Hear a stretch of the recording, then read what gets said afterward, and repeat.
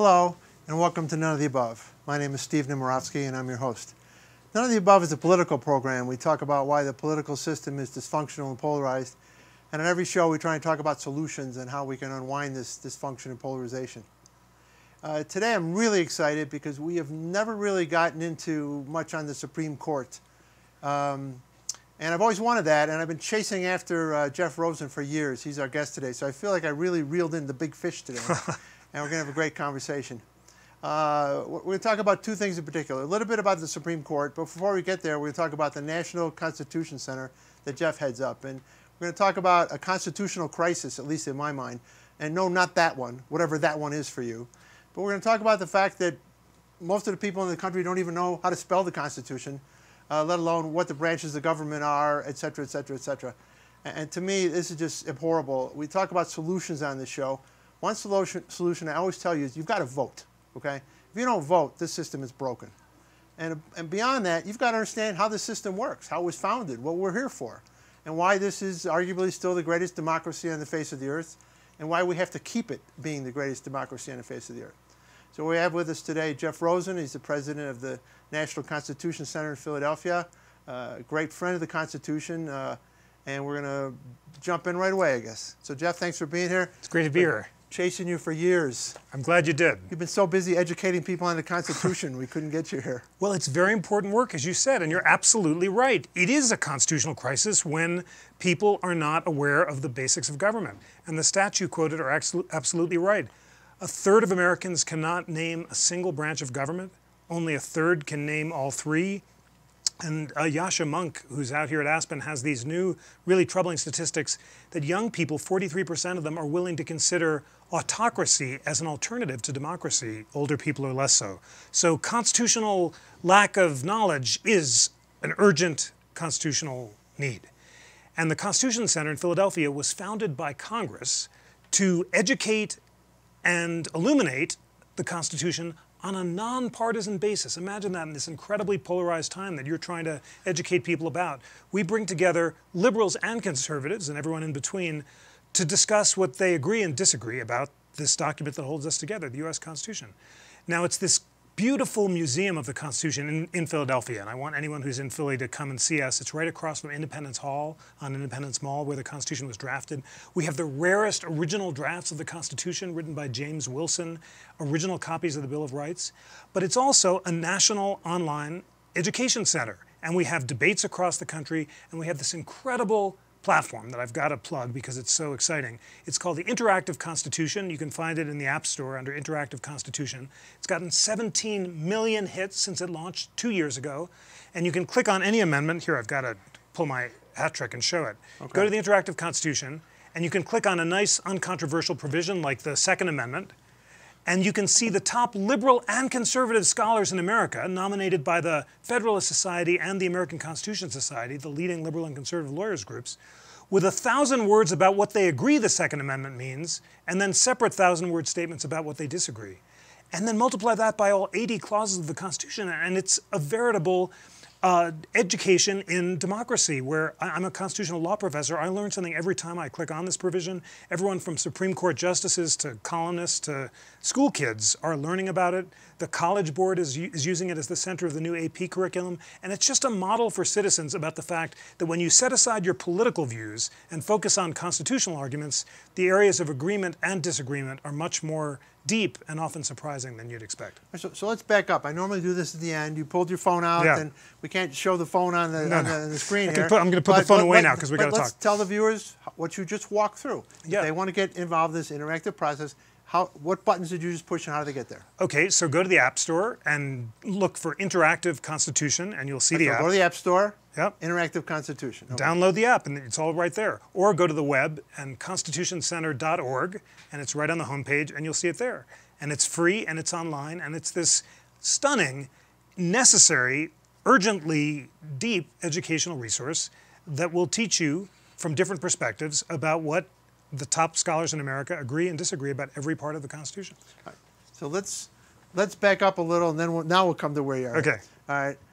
We were driving the car, and I said, how'd you become the head of this thing? He said, kind of by accident, almost didn't even know it was out there. So get us to you running this organization.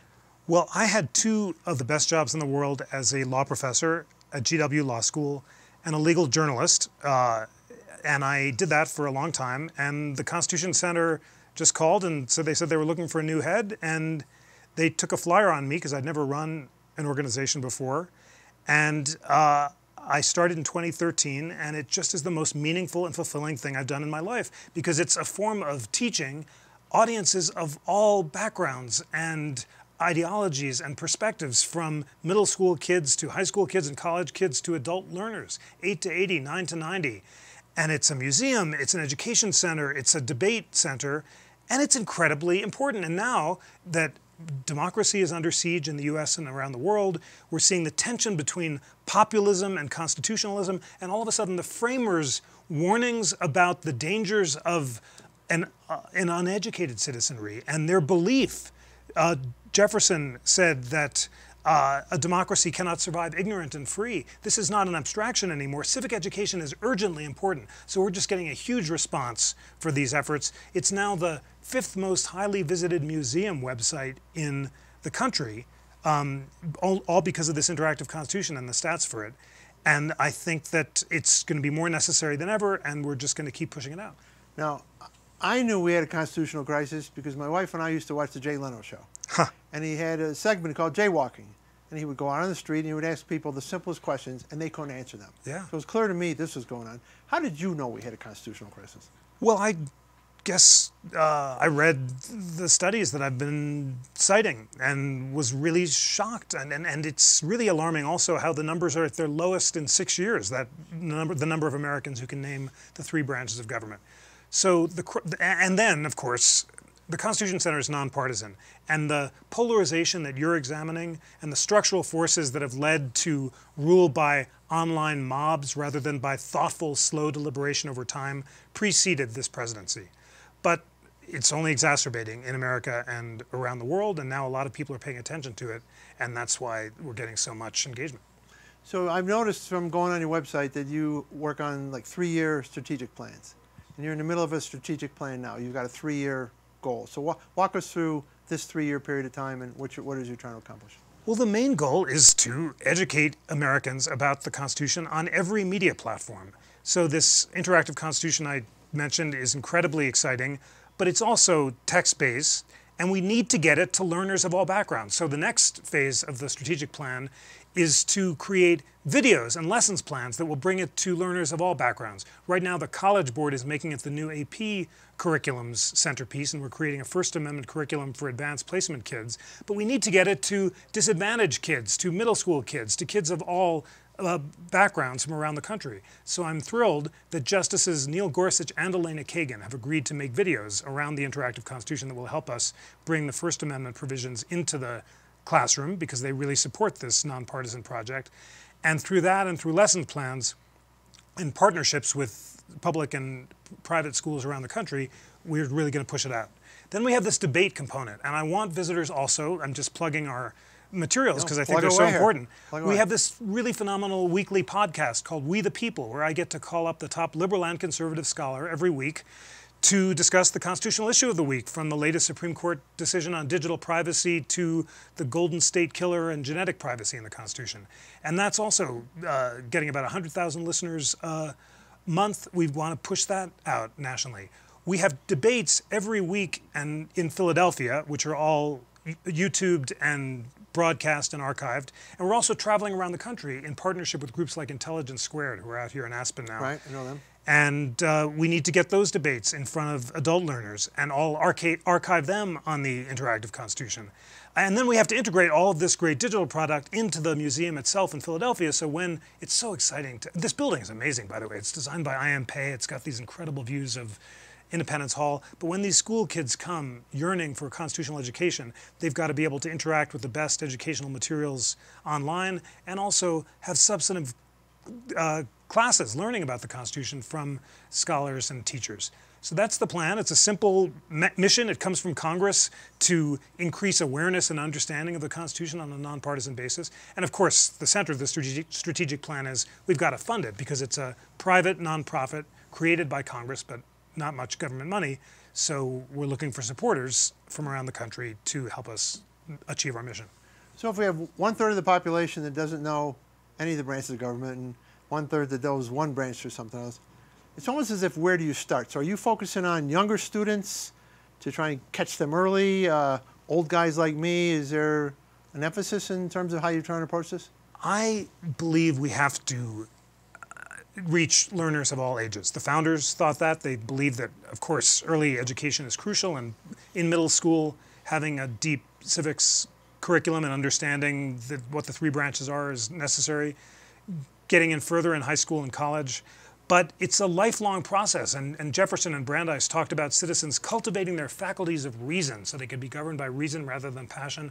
I am on a crusade to help learners of all ages separate their constitutional from their political views, listen respectfully to the arguments on all sides, understand there are good arguments on all sides of most contested constitutional questions, and then have the habit of having a civil dialogue as a result of it.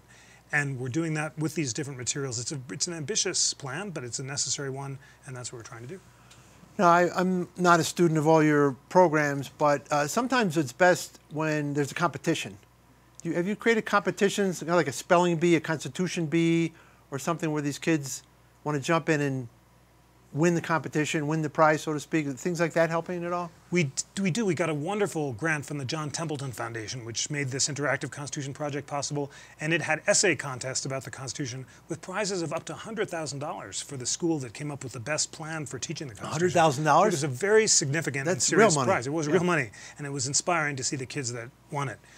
And but competitions are great, and I always, on the podcast, give either homework or calls for listeners to, for example, send in the constitutional book they found most necessary, to read a Supreme Court opinion, the majority and the dissent, and tell me which they found more convincing. And so here's a call to your great viewers to do that. And also recently to come up with a quotation from James Madison that best encapsulates why constitutional learning is important in a democracy. So that kind of interactivity is really crucial. And and also, now that we're doing all this great web stuff, I'd love to have a constitutional hackathon to really come up with the best web design for pushing this material out as well as possible.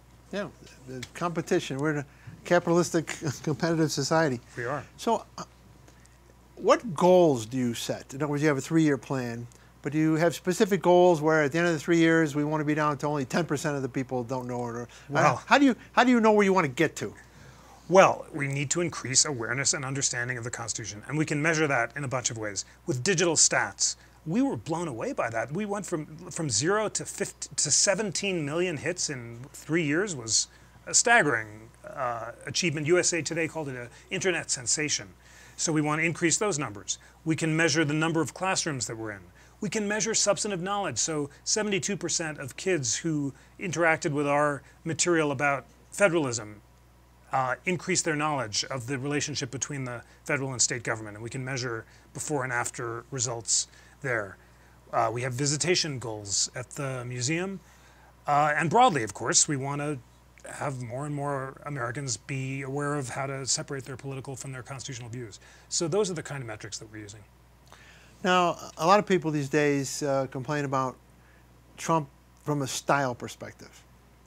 And I actually think that his style is getting more people to engage in government. It's almost as if he's awakening them, whether he's awakening them for the reasons he wants to awaken them or not. So have you seen a resurgence in people who want to understand government more coming out of the disruption of government right now? Yes, again, talking in a completely nonpartisan way, I can say that since 2016, our web stats have gone through the roof, and also we can tell which amendments people are clicking on. So when the Foreign Emoluments Clause is in the news, that's the most Googled clause of the Interactive Constitution. Okay. There's also still a really deep desire for learning about the structural Constitution. Article 1, describing the powers of Congress, gets a lot of hits, as well as the ones you'd expect, like the Second Amendment and First Amendment. So just based on what's in the news and how engaged people are, you can definitely measure a hunger for constitutional education.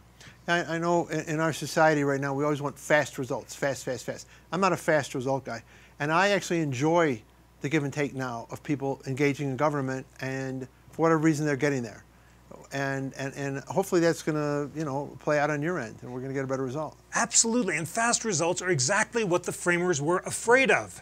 We like to quote the statement by Madison in the Federalist Papers: "In all large assemblies of any character compose, passion never fails to wrest the scepter from reason. Even if every Athenian had been Socrates, Athens would still have been a mob."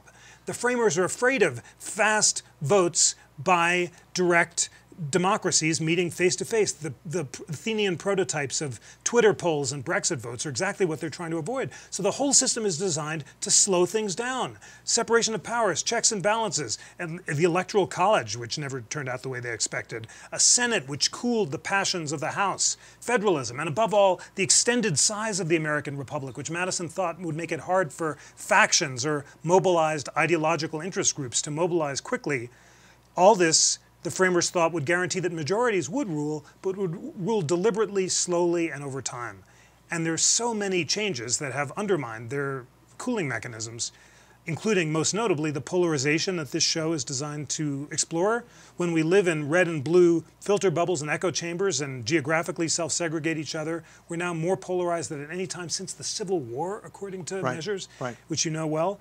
And as a result, all of this Madisonian slow give and take over time is out the window, plus social media technologies that are making it so easy for people to express their passions quickly and to have the most ideological members of both parties dig in their heels and refuse to talk to each other. We have a great project which we're doing with the Atlantic magazine. We're going to have a special issue on this question of democracy in crisis that will examine the roots of the crisis of democracy and solutions, just as you are. But one of the main ones is how to slow down deliberation in an age of warp speed social media. How do you do that? Well, there are particular fixes that the platforms could use. For example, it turns out people share fake news more readily than real news because fake news appeals to passion. The people who studied the Brexit vote predicted the result because they saw that the Leave messages appealed to angry voters and the Remain messages were complicated and economic arguments. So Facebook could, if it chose, put higher up on the algorithm posts that people actually take the time to read. They can measure how long you've read something, and if you read it, then it could go up higher than if you just share it unthinkingly without reading it.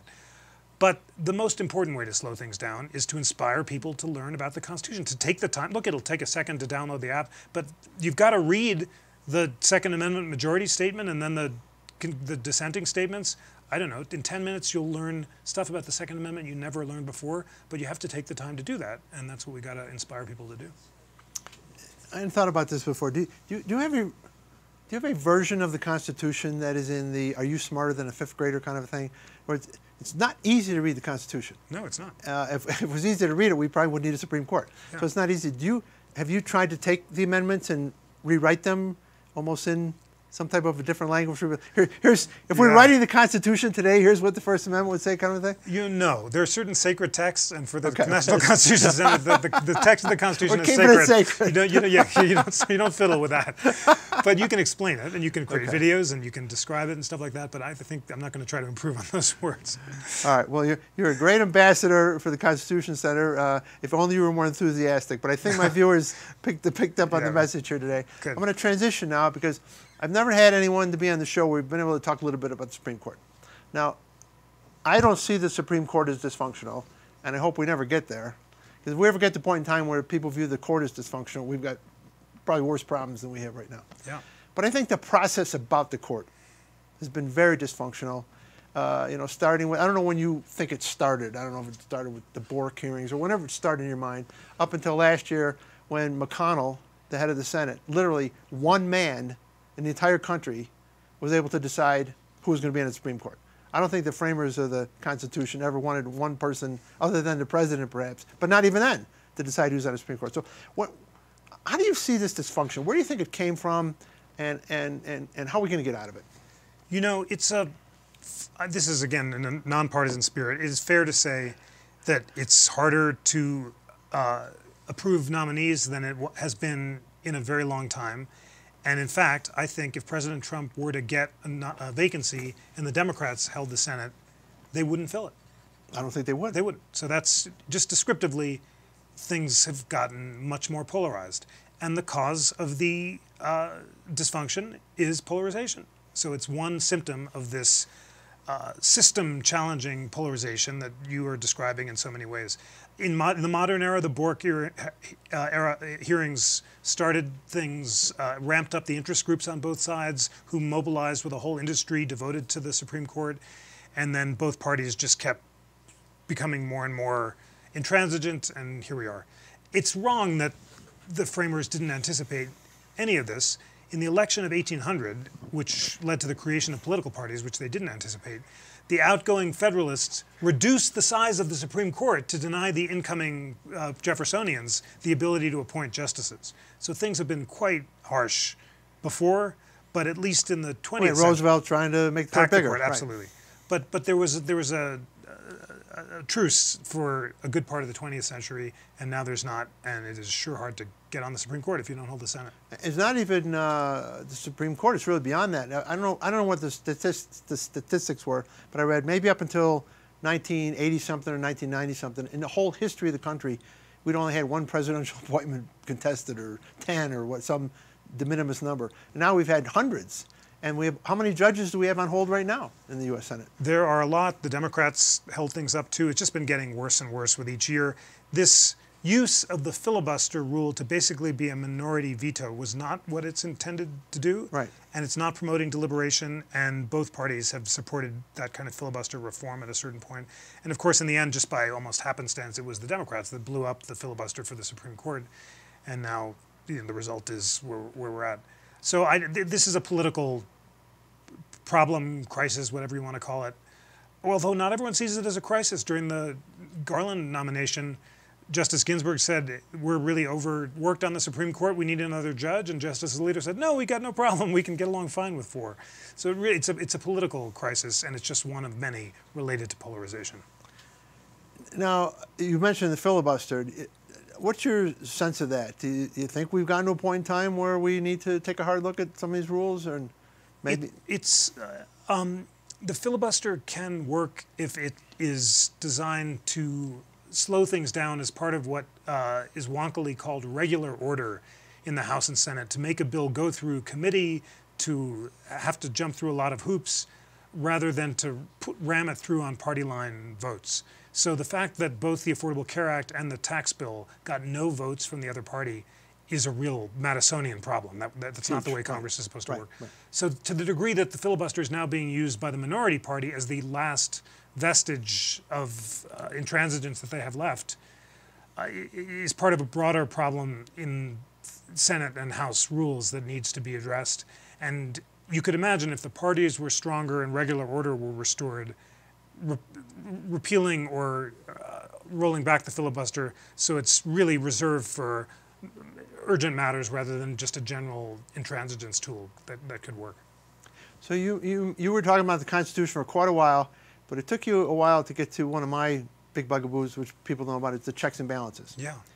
And I think we have checks, but we don't have balances anymore. And one of my concerns is that when government does an act at the legislative level or even the executive level, people are dumping things on the court. And one of my concerns we talked about before is nature abhors a vacuum, and we have presidents now who cannot tolerate Congress failing to act. And they're starting to write very aggressive executive orders. What's your take on this world of executive orders we're in now? I know you have a bit of a historical perspective you want to add here, too. So. I do, and it is not what the framers intended. So these numbers aren't going to be exactly right, but Washington issued something like 8 executive orders, the Thanksgiving Proclamation, and orders to that was give probably information. Controversial. No, that was fine. He got that one through. Did Jefferson unwind that one? No, that one was all right. Madison had something like 1. Lincoln had almost 50. That was the biggest one, but that was during the Civil War. Okay. The first president to start issuing a huge number of executive orders was Theodore Roosevelt, who issued almost 1,000. And he's the progressive who comes in and says the president is a steward of the people who should be able to act unilaterally, and he protected the environment and prosecuted the trust by executive order.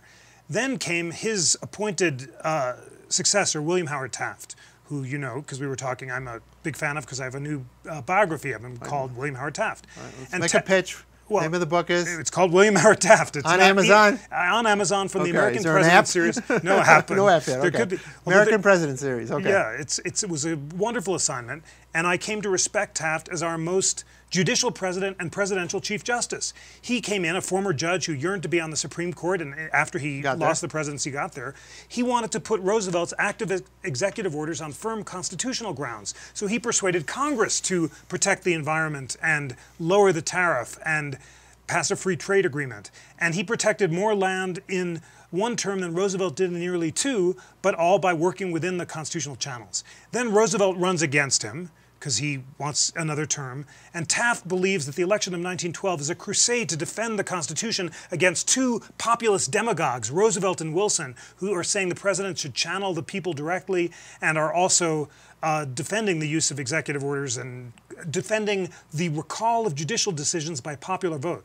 Taft is roundly defeated, and after that, the use of executive orders just skyrockets. Wilson issues almost 2,000. FDR issues 3,000 executive orders. Then it went down. George W. Bush and Obama did about 300 each, and Trump is in that camp. So that's a long way of saying that the framers did not anticipate this. Presidents of both parties are, as you said, using executive orders because they feel that they can't persuade Congress to act. Obama and Trump feel, look, I'd rather do this through Congress, but if they're going to not play ball, then I'm going to do this on my own. But the result is, as both Obama and Trump learned with the Dreamers, that what one president does by executive order, the next can reverse by executive order. So it creates a great instability, a partisanship, a polarization. And in the end, the courts may decide that some of this stuff is not within the president's bailiwick, and it should be done by Congress. Definitely no way to run the railroad. No, it is not a way to run the railroad. Right, well, I'm glad I reeled in the big fish today. Oh, it's been such a pleasure. Thanks for what you're doing to educate people about polarization. As I said before, if only you were more enthusiastic about the Constitution. Well, it's very exciting, and it's urgently important, and the future of democracy depends on your viewers and all American citizens doing exactly what we're doing here today, educating ourselves about the Constitution and making sure we defend and protect it. Thank you. Thank you. Well, we've been visiting with Jeffrey Rosen today, the head of the National Constitution Center. If you're anywhere near Philadelphia, you got to go there. It's an award-winning architectural building, but it's filled with some of the greatest words in the history of mankind. So you got to get there. And if you can't, now you know how to get the app. So there's no excuses anymore. You've got to get educated on the Constitution. We thank Jeffrey for being here. We always try to educate you. We try to offer solutions. There is a solution today, folks. Learn about the Constitution. Remember, if you're not part of the solution, you are part of the problem. Thank you.